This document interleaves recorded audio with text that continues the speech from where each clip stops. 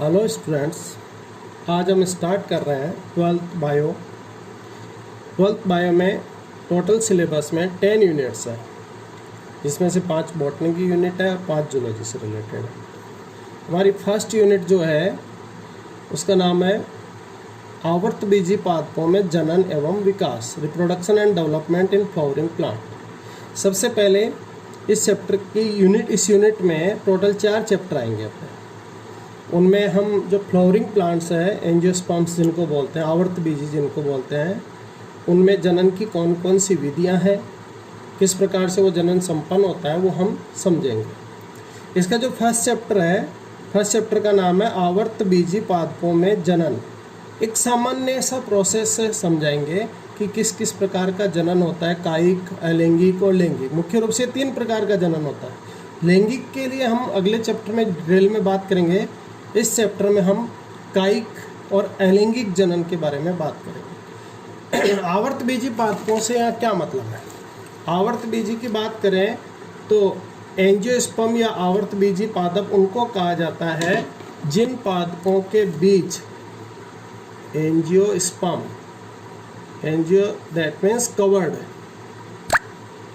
का मतलब ढके हुए, और स्पर्म्स का मतलब होता है सीड्स यानी बीज। ढके हुए बीज यानी आवृत बीज जिनके ढके हुए होते हैं। किस में ढके हुए? फल में। अतः हम कह सकते हैं कि वे पादप जिनमें बीज फल में बंद होते हैं उन्हें हम आवर्तबीजी या एंजियोस्पर्म पादप कहते हैं। इन पौधों में हम जनन की प्रमुख विधियां इस चैप्टर में पढ़ेंगे। सामान्य जानकारी क्या चीज़ है? सामान्य जानकारी आवर्तबीजी पादपों में वे पादप जिनके बीज फल द्वारा ढके रहते हैं। जैसे हमने अभी बताया, एंजियोस्पर्म का और आवर्तबीजी दोनों शब्दों का अर्थ बताया कि वे पादप जिनके बीज फल द्वारा ढके हुए रहते हैं उनको आवर्तबीजी पादप कहते हैं। अब कौन से पादप आवर्तबीजी हैं?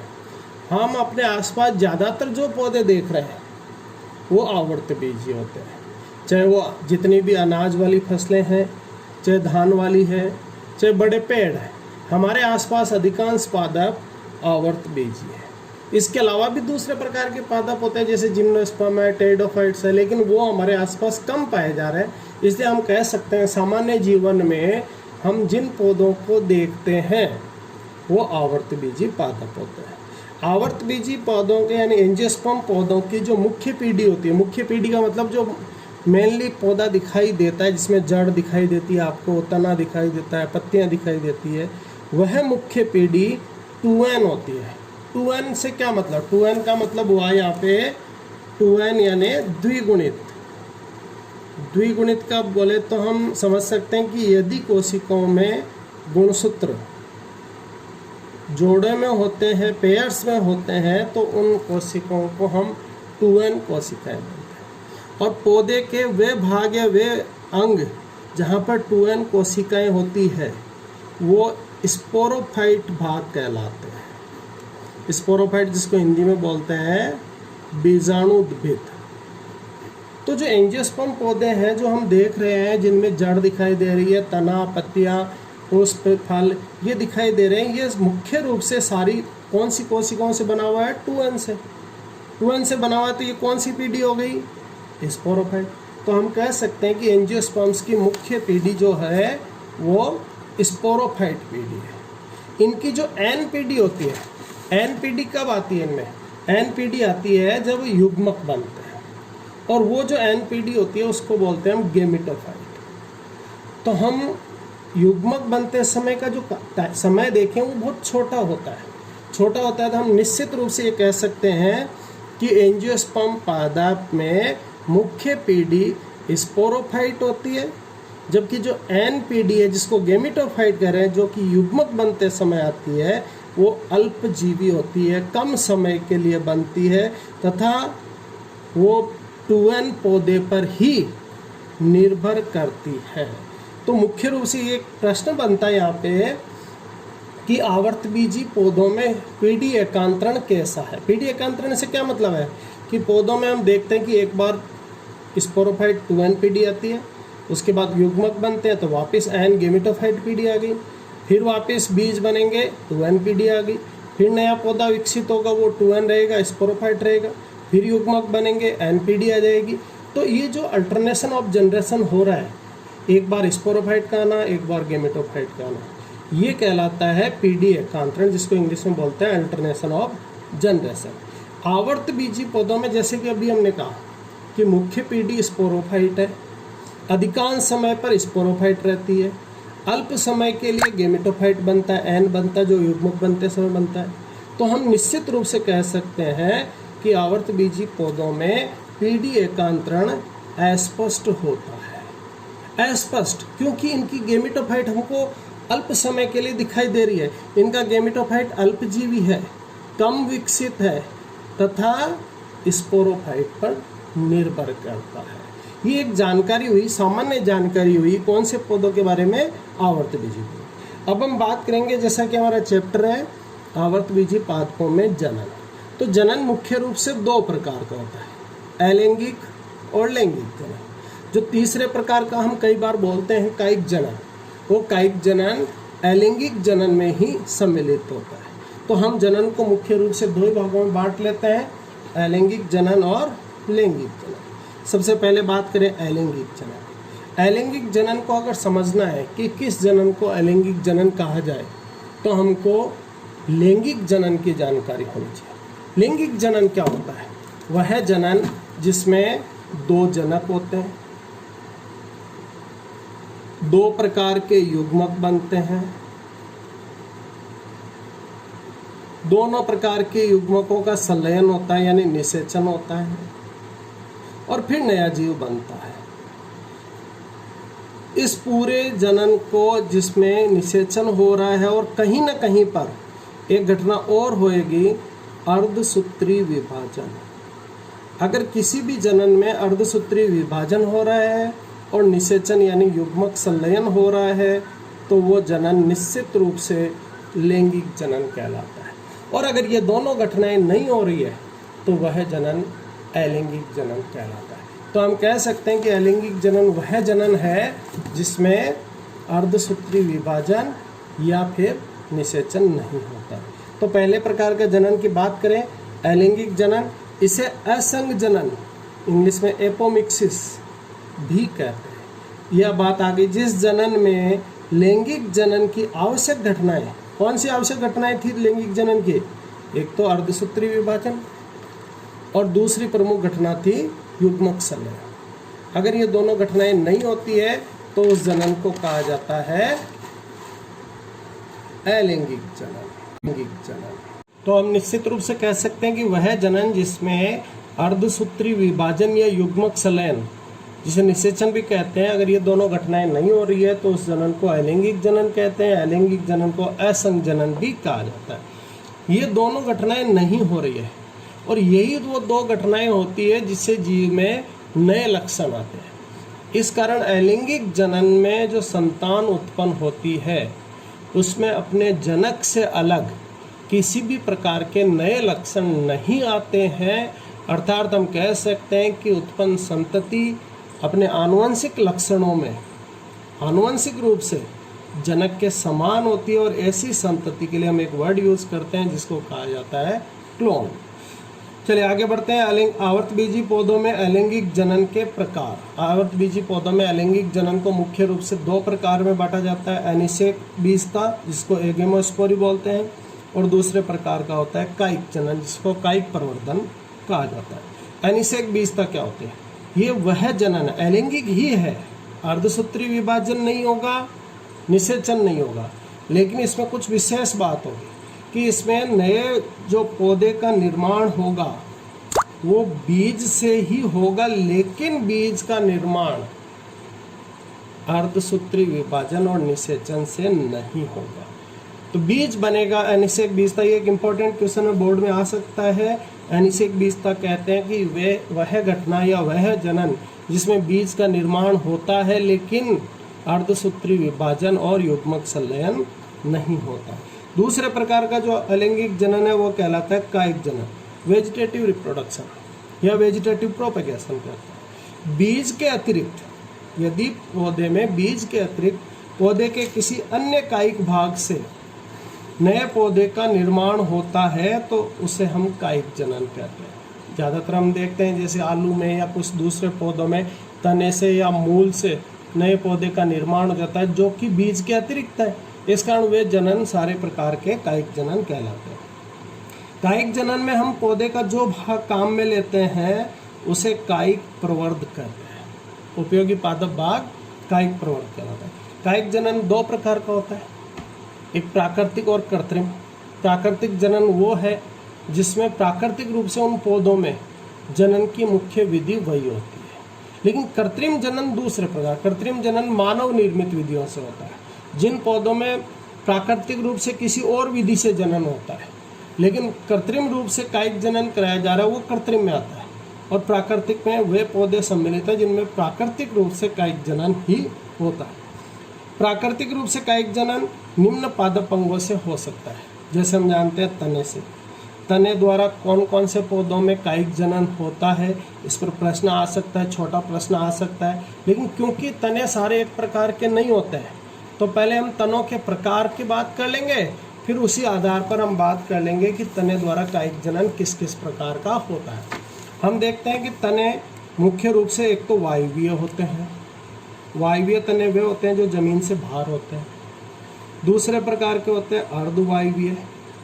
अर्धवायवीय वे तने होते हैं जो कुछ हिस्सा जिनका भूमि से बाहर होता है, कुछ हिस्सा भूमि के अंदर होता है। इनमें मुख्य रूप से जैसे एक तो ऊपरी भूस्तरी होता है। ऊपरी भूस्तरी इस तरह से जमीन के ऊपर तने पड़े रहते हैं, उनका कुछ हिस्से पर्व संधियों से जड़े भूमि के अंदर चली जाती है, ऐसे पौधे कहलाते हैं ऊपरी भूस्तरी। अर्धवायवीय में भूस्तरी भी होते हैं। भूस्तरी मुख्य रूप से भूमि के अंदर अंदर फैलते हैं और उनकी वायवीय शाखाएं बाहर निकलती रहती है। इस तरह के तने भूस्तरी कहलाते हैं। तीसरे प्रकार के जो होते हैं वो कहलाते हैं अंतभूस्तरी। अंतभूस्तरी पूरी तरह से भूमि के अंदर अंदर क्षैतिज चलते हैं लेकिन उनकी शाखाएं वायवीय भी निकलती रहती है। भूस्तरी और अंतभूस्तरी में कुछ फर्क है। भूस्तरी में मुख्य तना भूमिगत है, उससे तिरछी शाखाएं निकल रही है, तिरछी, और यहाँ पर चल रहा है भूमि की सतह के साथ साथ यानी क्षैतिज।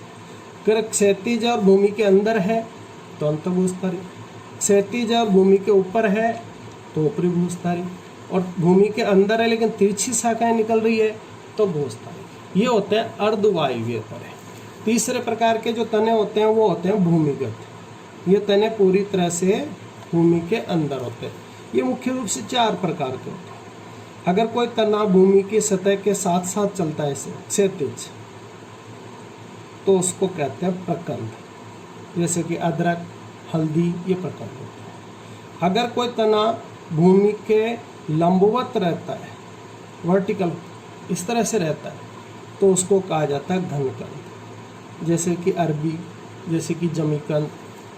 अगर कोई तना अनियमित आकार में फैला हुआ रहता है, जो न क्षैतिज है न वर्टिकल है, उसको कहा जाता है कंद, जैसे कि आलू। और यदि कोई तना संगनित हो गया, संगनित का मतलब वह बहुत छोटा हो गया, जैसे प्याज का एक डायग्राम देखिएगा, प्याज में जो पीला भाग है वो तना, ये भाग तना होता है, तो ये छोटा संगनित तना होता है, इसके चारों तरफ पत्तियां होती है, ये भाग कहलाता है सल्ककंद। तो तने मुख्य रूप से 3 प्रकार के हुए, वायवीय, अर्धवायवीय और भूमिगत। जो कायिक जनन होता है वो मुख्य रूप से अर्धवायवीय और भूमिगत तनों में होता है। अब हम देखेंगे कौन कौन से अर्धवायवीय में किस प्रकार से होता है। तो प्राकृतिक कायिक जनन की पहली विधि तने द्वारा, इसमें जैसे कि प्रकंद, प्रकंद में हमने लिखा अदरक और हल्दी। प्रश्न जो आएगा वो उदाहरण पे आएगा, प्रकंद का उदाहरण दीजिए, या कौन से तने हैं जिनमें प्रकंद में कायिक जनन होता है। कंद का उदाहरण अभी बताया था, आलू है। सल्ककंद में प्याज और लहसुन, घनकंद में अरवी और जमीकंद, ये सारे भूमिगत तने हैं, इनसे कायिक जनन होता है। इसके अलावा अर्धवायवीय तनों में ऊपरी भूस्तरी जैसे कि घास, अंतःभूस्तरी जैसे कि पुदीना, और भूस्तरी जैसे कि स्ट्रॉबेरी, इन पौधों में प्राकृतिक रूप से कायिक जनन इनके तने के द्वारा होता है। दूसरे प्रकार का प्राकृतिक कायिक जनन होता है जड़ों द्वारा।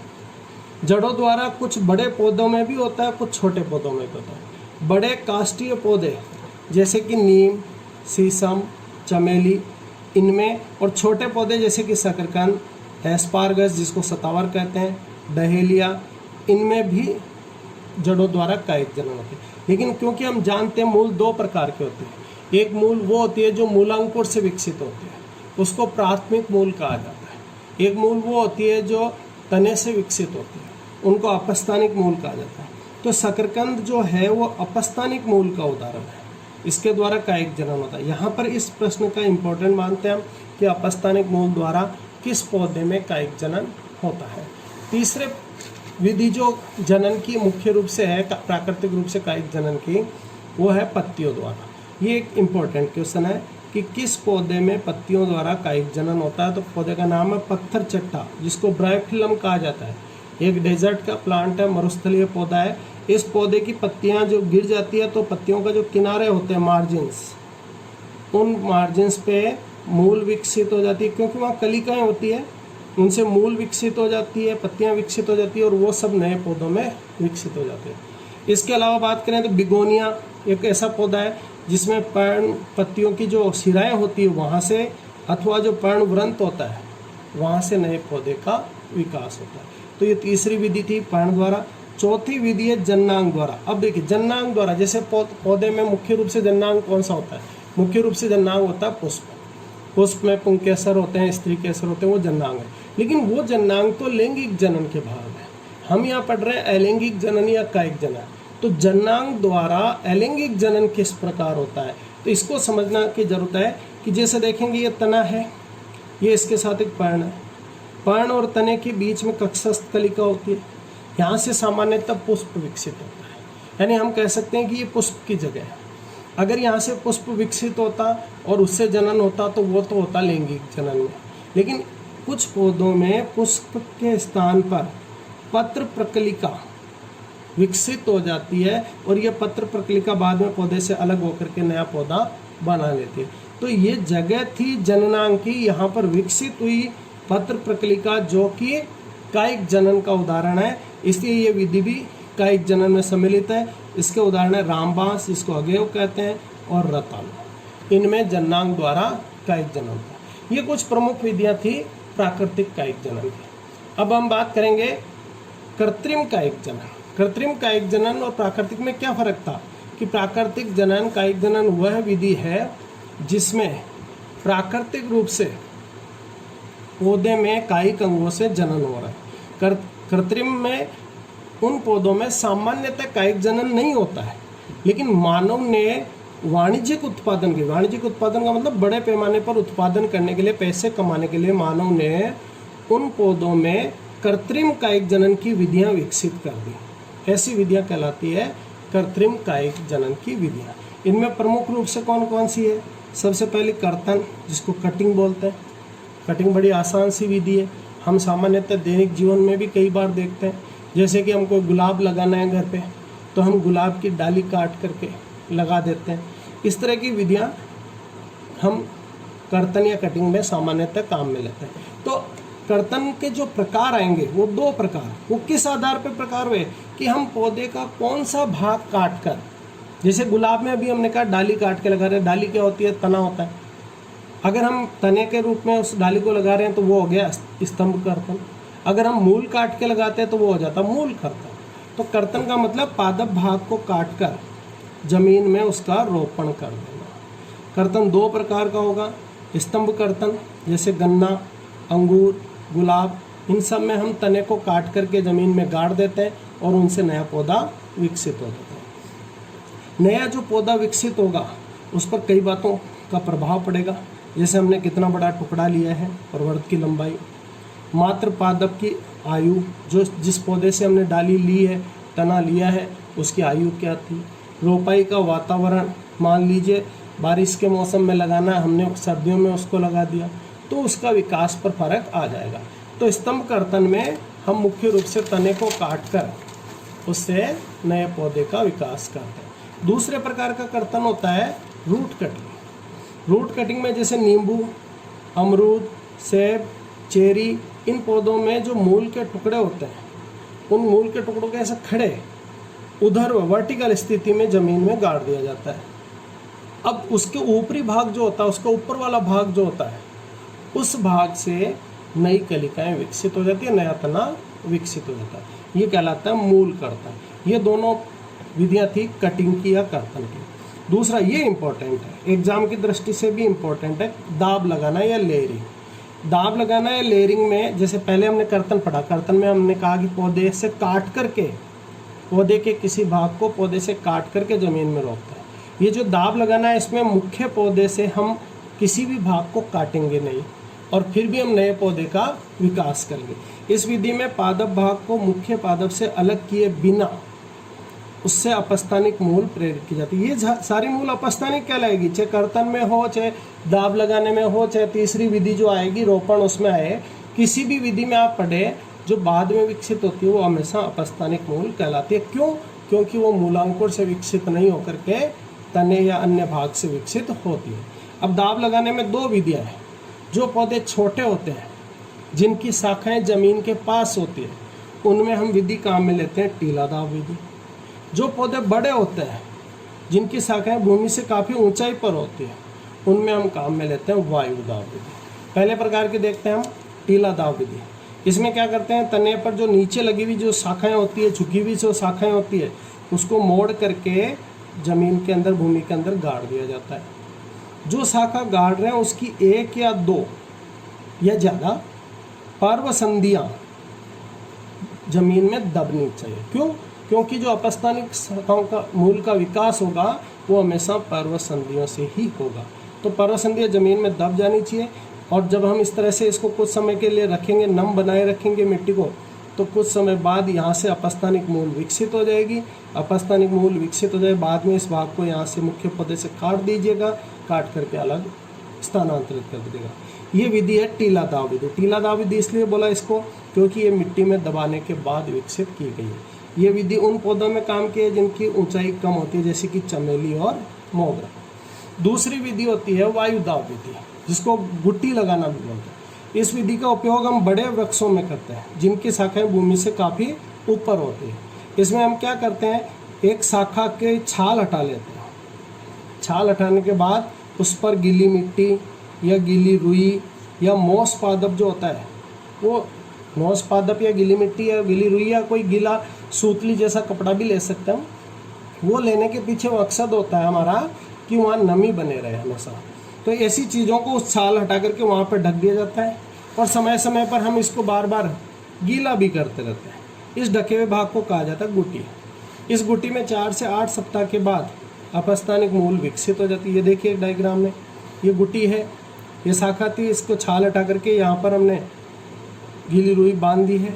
फिर उसके ऊपर वाली शाखा पर एक मटकी बांध दी, उस मटकी से एक धागा बांध करके उसमें एक छेद करके नमी हमेशा बनाए रखने के लिए पानी भर दिया इसके अंदर।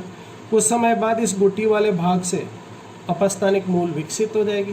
बाद में इस शाखा को मुख्य पादप से काट देना और अलग स्थान पर स्थानांतरित कर देना।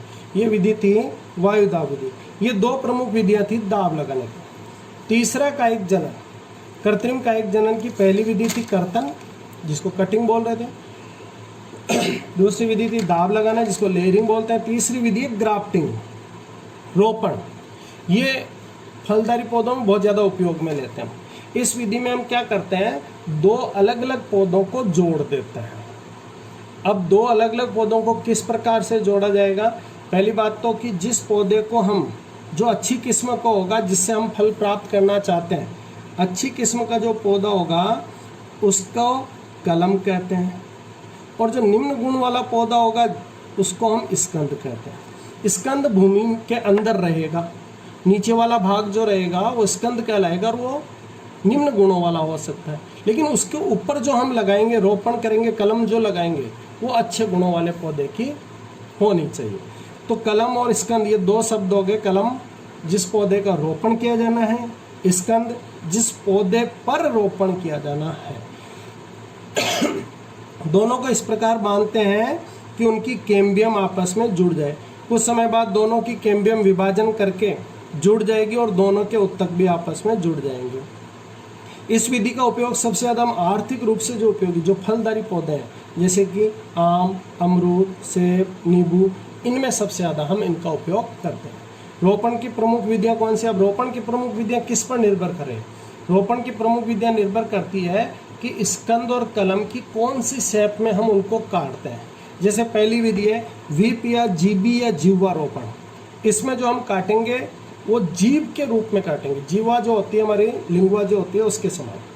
इसके लिए हम क्या करते हैं, समान मोटाई का कलम लेते हैं और समान मोटाई का स्कंद लेते हैं, उनमें 5 से 8 सेंटीमीटर लंबा एक चीरा लगा देते हैं। इस तरह से जीभ क्या करें, स्कंद में वी आकार का चीरा लगा के कलम को इसमें फिट कर देते हैं और बाद में इसको कसकर बांध दिया जाता है। कुछ समय बाद क्या होगा, कुछ समय बाद दोनों का कैम्बियम आपस में जुड़ जाएगा और ये विकसित हो जाएगा। दूसरे प्रकार का है हच्छर रोपण, वेज ग्राफ्टिंग। इसमें जो स्कंद होगा और कलम जो होगा वो बराबर आकार के मोटाई के होंगे। स्कंद पे वी आकार का चीरा लगाएंगे और कलम में पेन के जैसे नुकीला हिस्सा बनाएंगे, उसको इसके अंदर फंसा देंगे और फिर दोनों को बांध दिया जाएगा। तीसरी विधि है किरीट या मुकुट रोपण, क्राउन ग्राफ्टिंग। इसमें क्या होता है, स्कंद की जो मोटाई होती है, जो स्कंद नीचे वाला तना जो है वो काफ़ी मोटा होता है और काफ़ी मोटे का फ़ायदा हम ये उठा सकते हैं कि उस एक ही स्कंद पे हम एक से अधिक कलम एक साथ लगा सकते हैं। तो हम एक ही पौधे पर, जो नीचे एक ही पौधा था उस पर एक से अधिक पौधे एक साथ विकसित कर सकते हैं। एक मुकुट के रूप में हो जाएगा, क्राउन के रूप में हो जाएगा, इसलिए इसको क्राउन ग्राफ्टिंग कहा जाता है। और अंतिम विधि होती है इसकी कलिका रोपण, बड ग्राफ्टिंग। इसके लिए हम मुख्य जो स्कंद है नीचे वाला तना उसको पूरा नहीं काटते हैं, उसकी छाल को काटते हैं। क्यों, छाल, मुख्य तना वैसे रहेगा, उसके साइड में छाल से कट करके उसमें एक कलिका का रोपण कर दिया जाता है, तो फिर वो एक नए पौधे में विकसित हो जाता है। ये प्रमुख विधियाँ थी कृत्रिम कायिक जनन की। अब दूसरा हिस्सा इस चैप्टर का जो शॉर्ट में है वो है लैंगिक जनन का, लेकिन वो हम उसके नेक्स्ट चैप्टर में ही पढ़ेंगे। Thank you.